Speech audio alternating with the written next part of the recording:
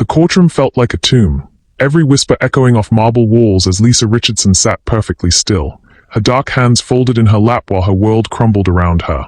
The jury's eyes avoided hers, 12 faces that had already decided her guilt before the first witness took the stand.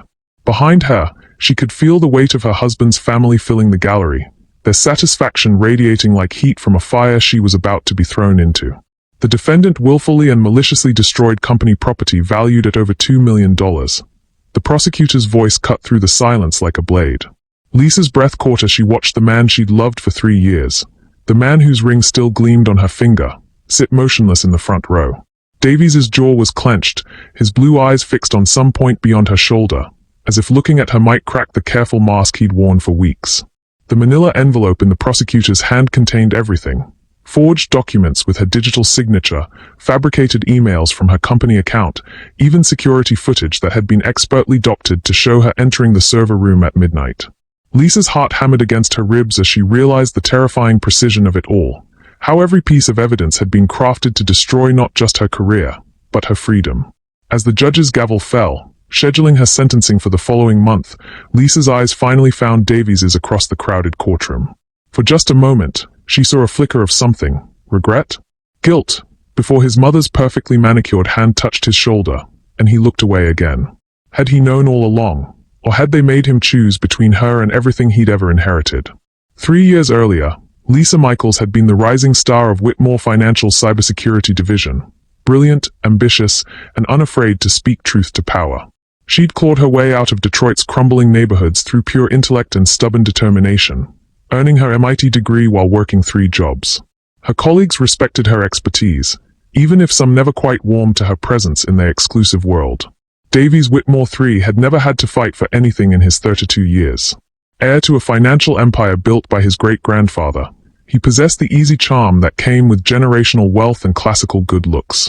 But beneath his privileged exterior lived a man torn between duty and desire, between the expectations carved into his family's marble legacy and his own yearning for something real. Their first meeting had been electric, Lisa debugging a critical security breach while Davies, newly appointed to the board, watched her fingers fly across keyboards with the intensity of a concert pianist. She'd been the only person in the room who didn't defer to his last name, challenging his questions with sharp intelligence that left him speechless and inexplicably drawn to her fire. Davies's mother, Margaret Whitmore, ruled the family's social kingdom with velvet gloves and titanium resolve. She'd orchestrated marriages, political careers, and corporate mergers with the precision of a chess grandmaster. To her, Lisa represented everything dangerous about the modern world, unpredictable, uncontrollable, and utterly wrong for the Whitmore legacy. His sister Caroline had initially seemed different, offering Lisa tentative friendship over shared lunches and carefully neutral smiles at family gatherings. But blood, Lisa would learn, always ran thicker than solidarity. The moment everything changed came during a late-night security audit when Davies found Lisa alone in the server room, surrounded by glowing screens and empty coffee cups. She'd been tracking unusual network activity for hours, her dark eyes reflecting the blue light of cascading data. When their eyes met across the humming machinery, the air between them crackled with possibility. "You should go home," he said softly, stepping closer. "It's past midnight." "So should you." Her voice carried a challenge, but also an invitation. Davies moved until he stood behind her chair, his hands resting lightly on her shoulders. "What if I don't want to?" Lisa turned to face him, her professional mask slipping to reveal vulnerability she rarely showed anyone. "Then you'd better be sure about what you're starting, Davies Whitmore.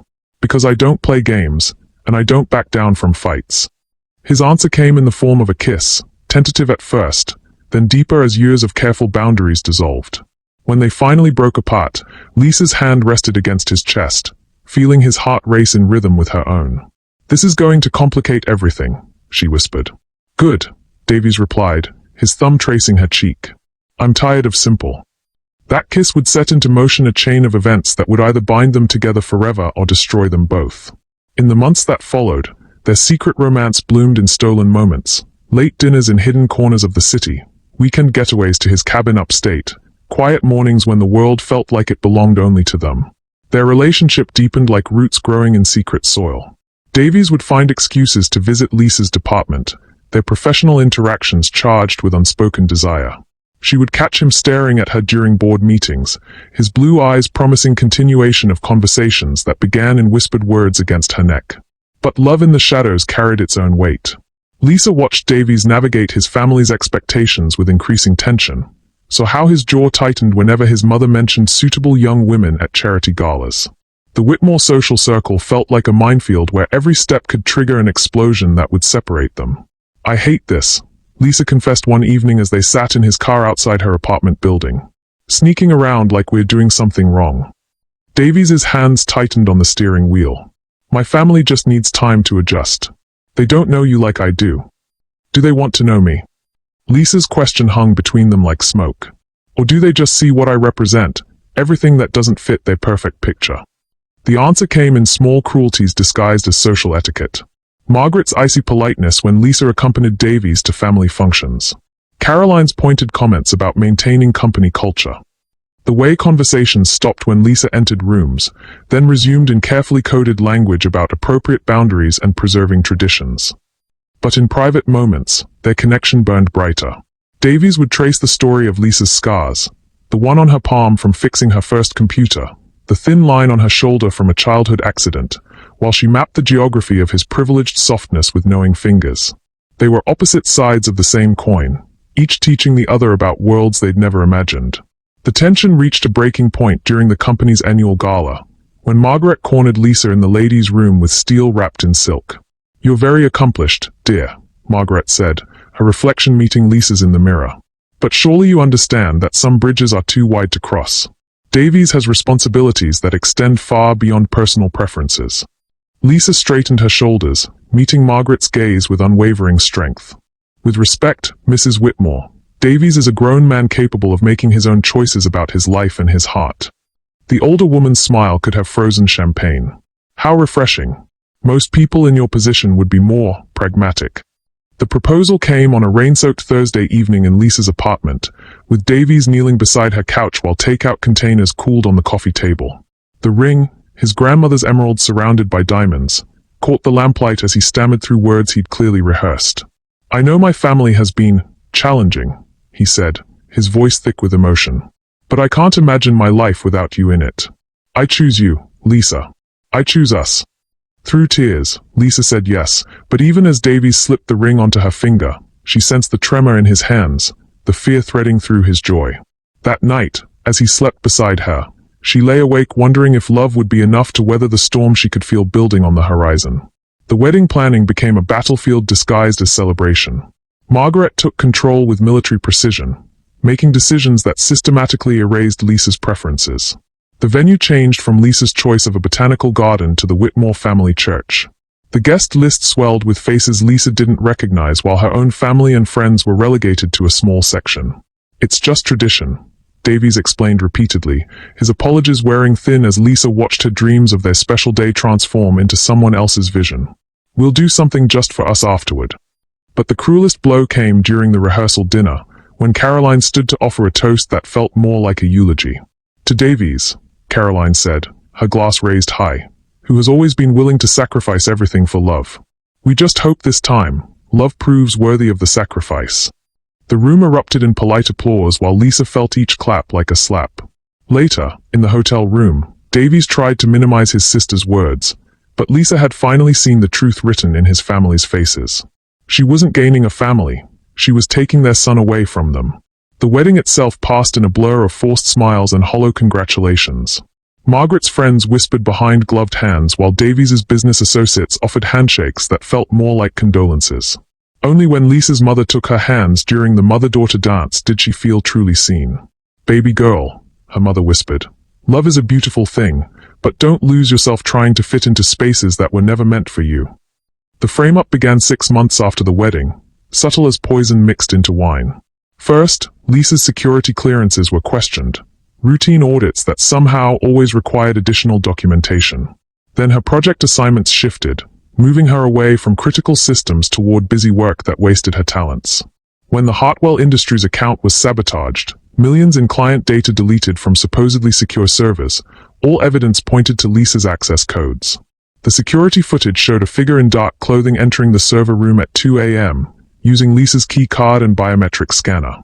Her laptop contained fragments of deleted files that suggested she'd been selling information to competitors. "This is impossible," Lisa told Davies as they sat in their kitchen, FBI search warrants scattered across the granite countertop. "You know I would never." "I know," Davies said, but his voice lacked conviction. "We'll fight this. We'll hire the best lawyers." "Your mother's lawyers," Lisa interrupted. "Your family's connections. Don't you see? I can't win this fight with borrowed weapons." The media-feeding frenzy began within hours. Whitmore Ayres' wife accused of corporate espionage screamed from every headline. Photos of Lisa's perp walk ran beside glamour shots from their wedding, creating a narrative of deception and betrayal that painted her as a gold digger who'd infiltrated high society for criminal gain. Davies' absence spoke louder than words. While Lisa met with public defenders and watched her reputation burn in real time, he attended emergency board meetings and family conferences where damage control took precedence over defending his wife. His phone calls became shorter, his touches more hesitant, as if her guilt had become contagious. The final break came the night before the trial, when Lisa found Davies packing his clothes with mechanical precision. "The lawyers think it would be better if we maintained some distance," he said without meeting her eyes. "Just until this is resolved." "Distance," Lisa repeated, the word tasting like ash. "Is that what your family suggested?"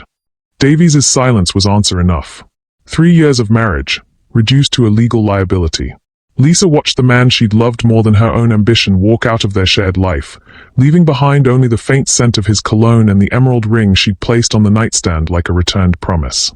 Alone in their empty house, now just her empty house, Lisa finally allowed herself to cry. But beneath the tears, something harder began to crystallize. If they wanted to destroy her for loving their son, she would make sure the destruction cut both ways. Prison was supposed to break her, but instead it forged Lisa into something sharper. 3 years in minimum security gave her time to study her enemies with the same intensity she'd once applied to debugging code. She read every article about the Whitmore family, memoized their business patterns, and slowly began to see the architecture of her destruction. The revelation came from an unexpected source.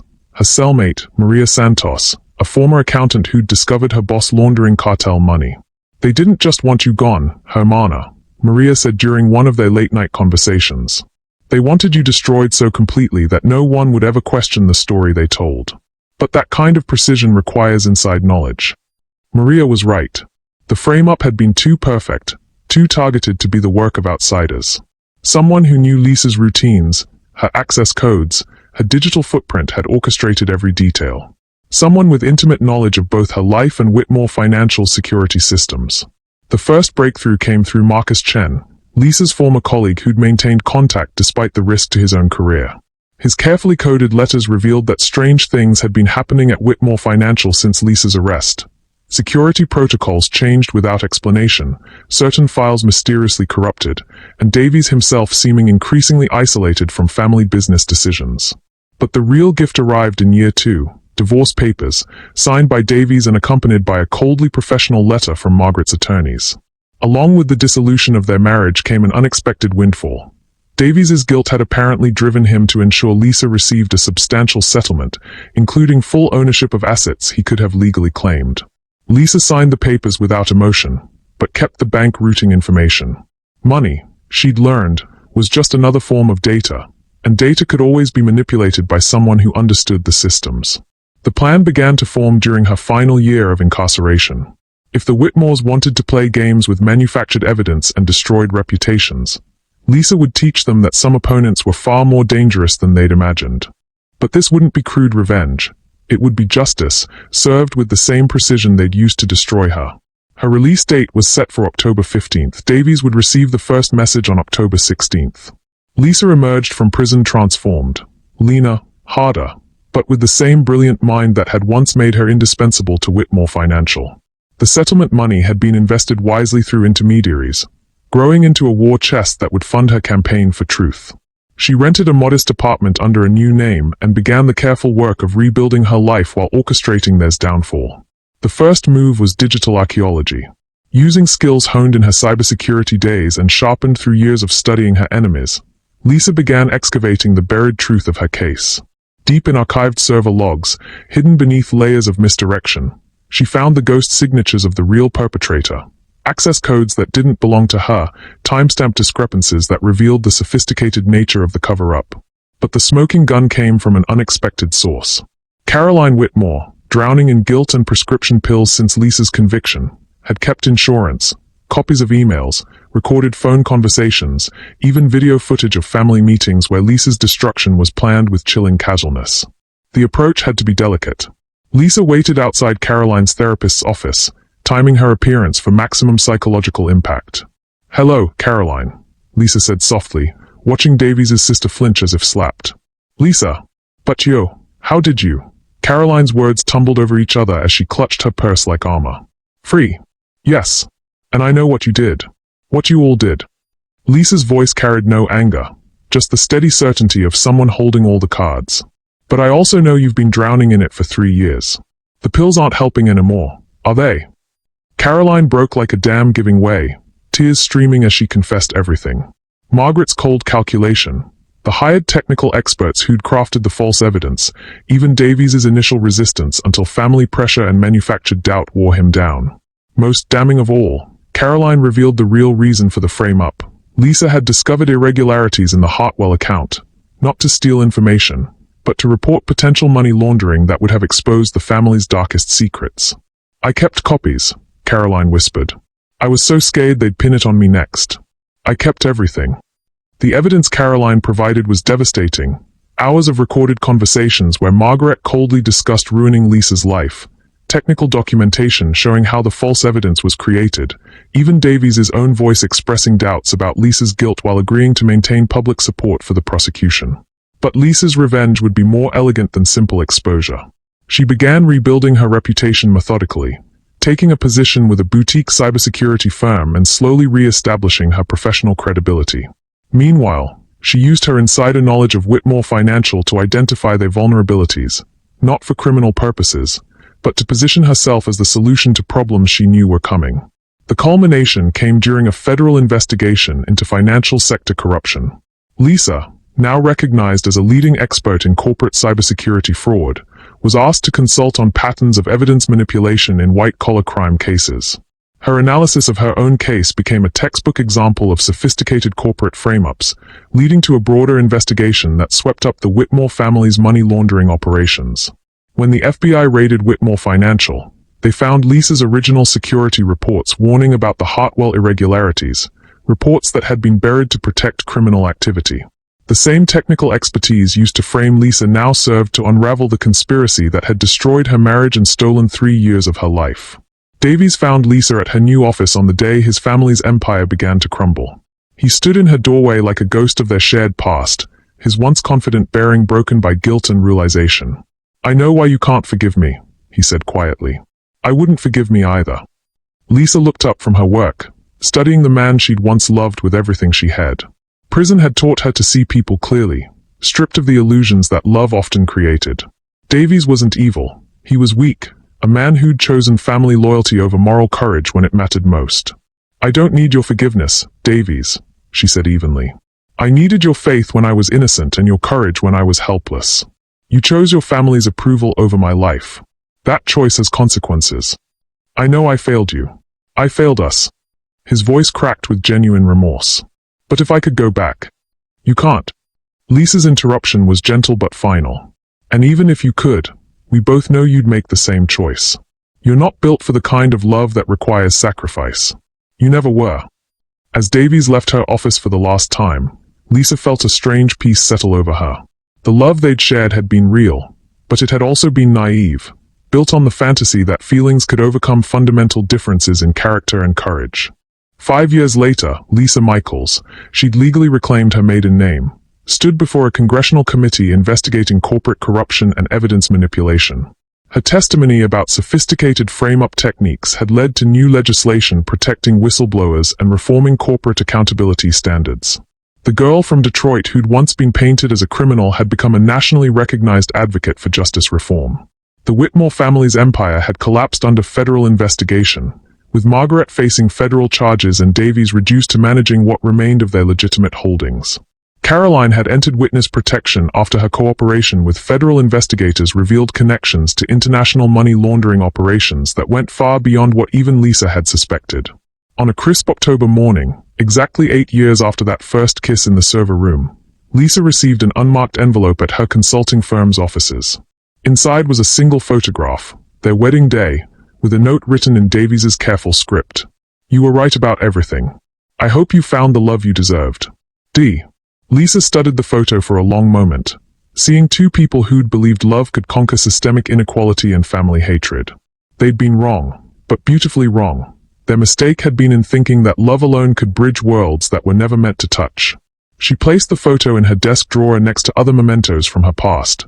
Her prison ID badge, Caroline's original confession, and the emerald ring she'd never quite been able to throw away. They were artifacts from a war she'd won at great cost, reminders of the woman she'd been and the woman she'd become. That evening, Lisa attended a charity gala supporting formerly incarcerated women re-entering the workforce. The cause had become her passion, funding programs that helped women rebuild their lives after the justice system had failed them. As she moved through the crowd of supporters and success stories, she caught sight of a familiar figure near the silent auction tables.